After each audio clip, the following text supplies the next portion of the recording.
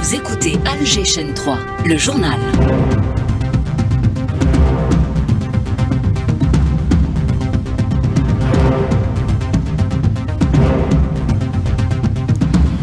Dans l'actualité, la visite officielle qu'entame le président rwandais en Algérie, le président de la République Abdelmadjid Tebboune lui réserve un accueil officiel à son arrivée à l'aéroport d'Alger. La communauté algérienne établie à l'étranger peut jouer un rôle important dans l'édification des institutions de l'État. Une conférence aborde cette thématique aujourd'hui. Des efforts de l'Algérie pour soutenir l'investissement salué par la Banque mondiale, un investissement encouragé entre autres par la nouvelle loi minière. Sonarem fait le point sur les projets de Garajbilat et Ouadamizour. Dernier jour de l'examen du brevet d'enseignement moyen, sciences et français ce matin. Durant la pause, les candidats ont droit à des repas chauds. 8000 sont distribués quotidiennement à Sidi Bla Abbès. La bande de Gaza, des bombardements ont fait une trentaine de martyrs à Rafah, alors que des agences onusiennes mettent en garde contre la famine qui s'installe. Sport, championnat de Ligue 1 de football, le CS Constantine affronte l'USM Khenchla dans un match de mise à jour pour le compte de la 24e journée, alors qu'en volleyball, la deuxième journée du tournoi Karedas est prévue cet après-midi à Djidjen.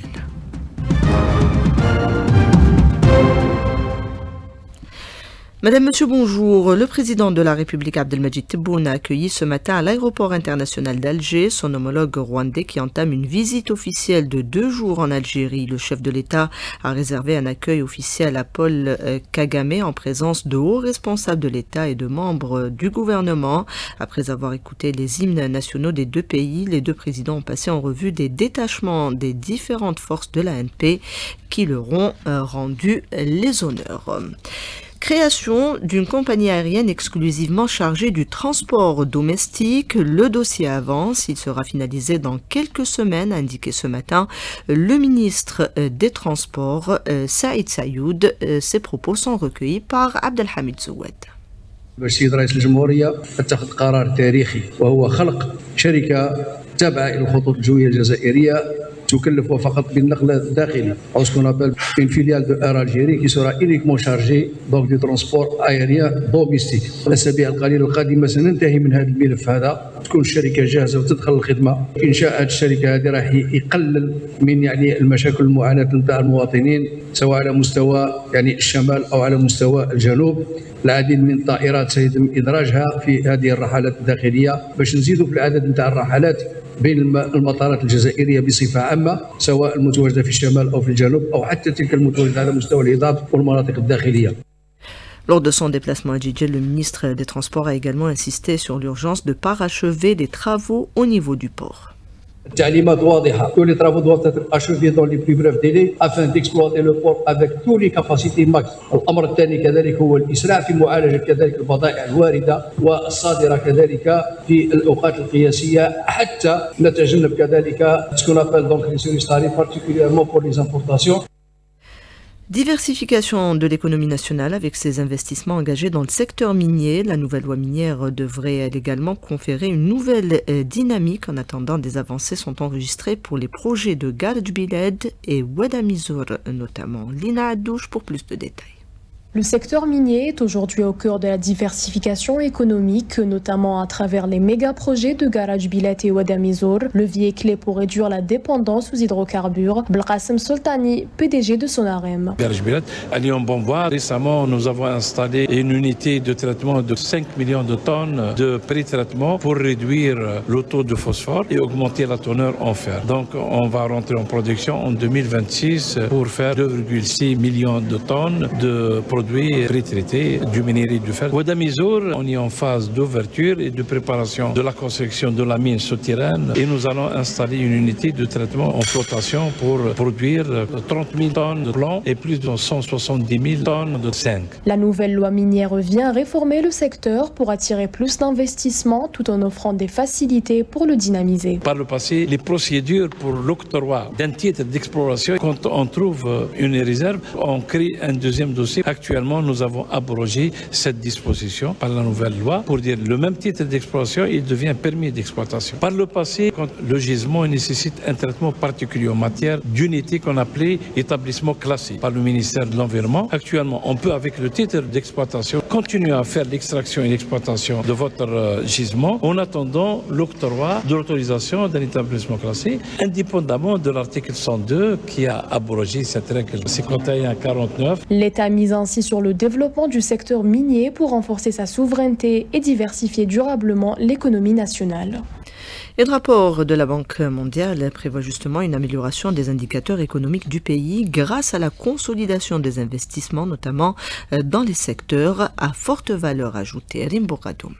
Des prévisions encourageantes signes d'une gouvernance économique efficace en Algérie, la Banque mondiale prévoit une amélioration des indicateurs macroéconomiques favorables. Selon la banque, la croissance du PIB devrait ralentir à 3,3% en 2025, mais qui devrait se redresser après l'entrée en exploitation des projets stratégiques. Brahim Gendouzi, économiste. L'aspect croissance économique qui est tiré jusqu'à aujourd'hui en grande partie par la dépense publique, qui a eu des répercussions positives sur la création d'emplois, et ça peut continuer pour générer de nouveaux emplois à l'avenir. Une amélioration du fonctionnement de l'économie nationale, puisqu'il est proposé une amélioration du niveau de productivité dans le secteur manufacturier et une amélioration du secteur de l'extraction qui va se redresser dans quelques mois en attendant les aspects liés à l'investissement public dans le domaine minier. L'Algérie s'oriente vers une économie basée sur la diversification des investissements et des ressources de revenus, en encourageant entre autres les investissements privés, la coopération publique-privée et les IDE. L'orientation de l'investissement privé pour permettre à l'économie nationale d'être plus résiliente et de dégager de la valeur ajoutée dans des secteurs d'activité économique à forte valeur pour permettre et la création d'emplois et l'amélioration de la productivité. La formation des ressources humaines et la consolidation des investissements sont deux piliers complémentaires pour moderniser les structures économiques et assurer une croissance durable, note le même document.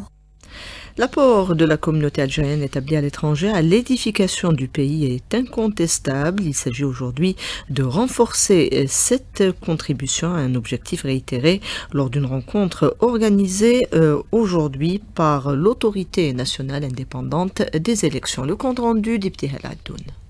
À l'heure où notre pays poursuit la consolidation de ses institutions républicaines, la communauté nationale établie à l'étranger se confirme comme un acteur central dans ce processus par son attachement indéfectible aux valeurs de la patrie. Le rôle de la diaspora dans l'histoire nationale est indéniable. Actrice de premier plan durant la lutte pour l'indépendance, cette communauté a toujours fait preuve d'un attachement indéfectible aux valeurs du 1er novembre. D'ailleurs, le président de la République accorde une importance particulière à cette frange vitale de la nation. Karim Khelfen, président de l'ANI par intérim. En cette occasion, on ne manquera pas de souligner l'intérêt particulier que porte le président de la République à la communauté algérienne établie à l'étranger et son engagement constant à préserver la dignité de nos concitoyens où qu'ils se trouvent et à réunir toutes les conditions leur permettant d'exercer leurs droits politiques et civiques en toute liberté et dignité en tant que partie intégrante du peuple et des forces vives de la nation. Aujourd'hui, la diaspora s'implique de manière responsable et constructive dans le renforcement du lien institutionnel avec l'État au service d'une démocratie consolidée et d'une participation citoyenne étendue. Dans la bande de Gaza, des bombardements ont fait ce matin une trentaine de martyrs et 200 blessés à Rafah. Ces Palestiniens qui se dirigeaient vers le centre de distribution des aides. L'armée d'occupation a indiqué avoir ouvert le feu à l'aide de drones et de chars sur des milliers de civils qui attendaient l'aide humanitaire dans la zone Al-Alam. Le haut commissaire de l'ONU aux droits de l'homme a qualifié ce mardi de crimes de guerre les attaques contre des civils près des centres d'aide dans la bande de Gaza. Éclairage avec le militant Hamdan Damiri contacté par Rabia Slimani. sous prétexte d'aider les Palestiniens à Gaza, il y a un objectif israélien, c'est d'identifier les personnes qui viennent chercher l'aide. Ils utilisent des moyens modernes, la signature via le visage, etc. Il y a un autre objectif, c'est de coincer les Palestiniens pour être dans certaines zones, d'une manière massive. Ils pensent que ça sera plus facile à ce moment-là de les obliger à quitter. Donc ça, c'est l'objectif. Sous prétexte de l'aide humanitaire, c'est un moyen qui vise à réaliser l'objectif israélien, à savoir obliger les Palestiniens par la famine, par les bombardements, par les massacres quotidiens, justement à se trouver dans une situation où ils seront obligés à partir. La population qui continue de lutter pour sa survie et continue de chercher des rescapés sous les décombres. D'ailleurs, ces dernières heures, des nourrissons ont été retirés vivants à Tel El-Hawa. Hatem Ali, membre de la défense civile à Gaza, joint par Karima Bennour.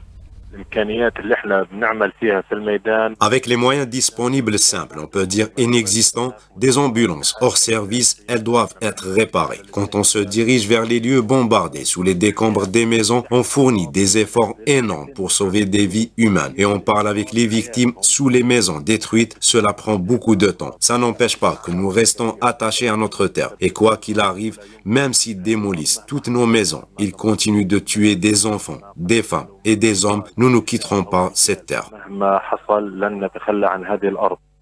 La situation humanitaire désastreuse interpelle l'opinion publique internationale. Un navire de la coalition de la flottille pour la liberté est en route pour Gaza. Les 12 volontaires à son bord vont tenter de rallier les côtes de l'enclave palestinienne, notamment pour dénoncer le blocus humanitaire et le génocide en cours.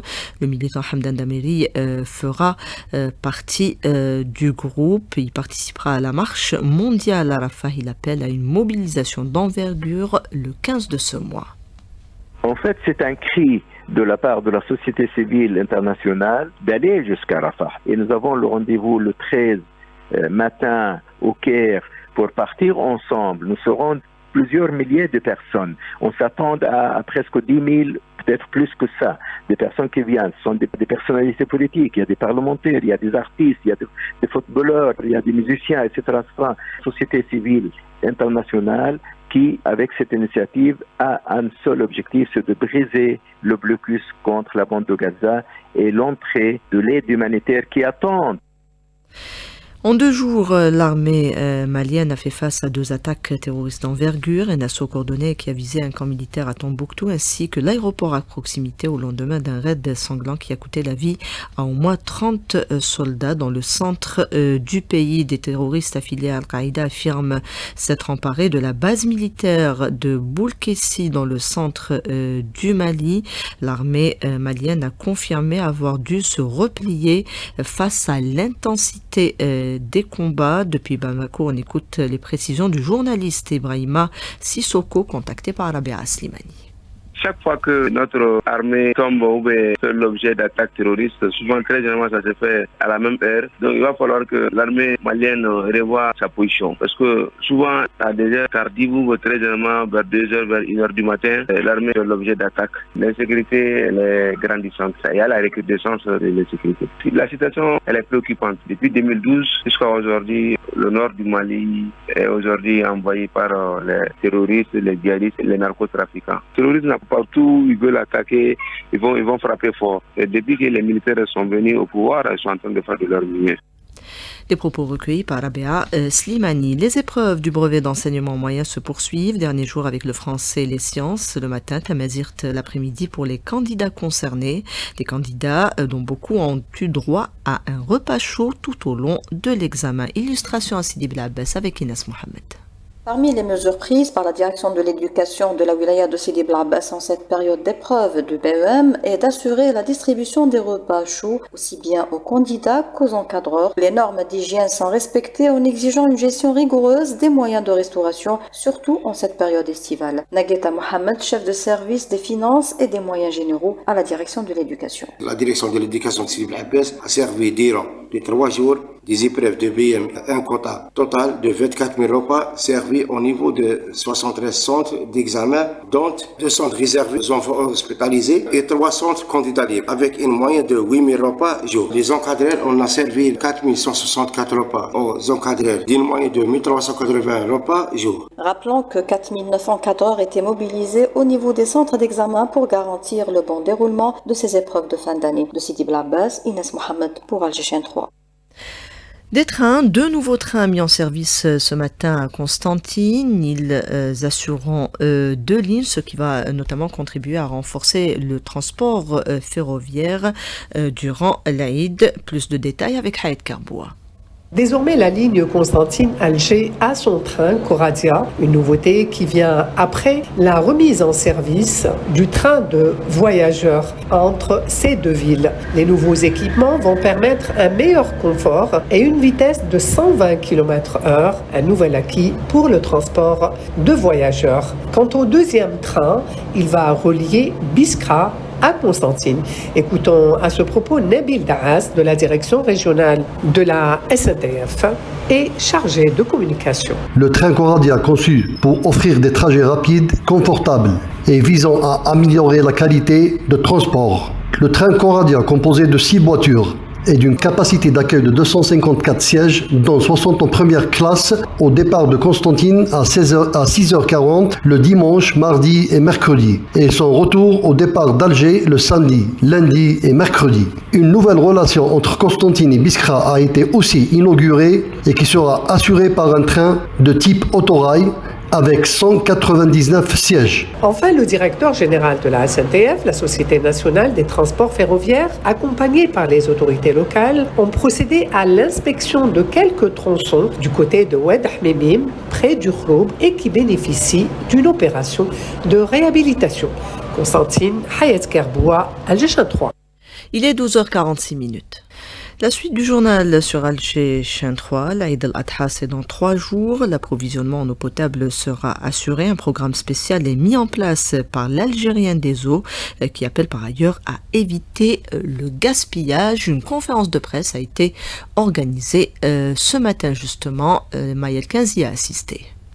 Dans le cadre des préparatifs de l'Aïd al-Adha, l'Algérienne des eaux, en coordination avec les différents acteurs locaux, a mis en place un plan spécial visant à remplir l'ensemble des réservoirs d'une capacité totale de 7 millions de mètres cubes. Cette initiative a pour objectif d'anticiper le pic de consommation attendu dès les premières heures de la première journée de l'Aïd, coïncidant avec le rituel du sacrifice du mouton et l'ouverture simultanée des robinets dans les foyers. Redouane Haouchana, directeur central des exploitations et de la maintenance au niveau de la direction générale de l'Algérienne des eaux. On a pris 2 grandes décisions. C'est au niveau du comité d'affectation de la ressource au niveau des barrages.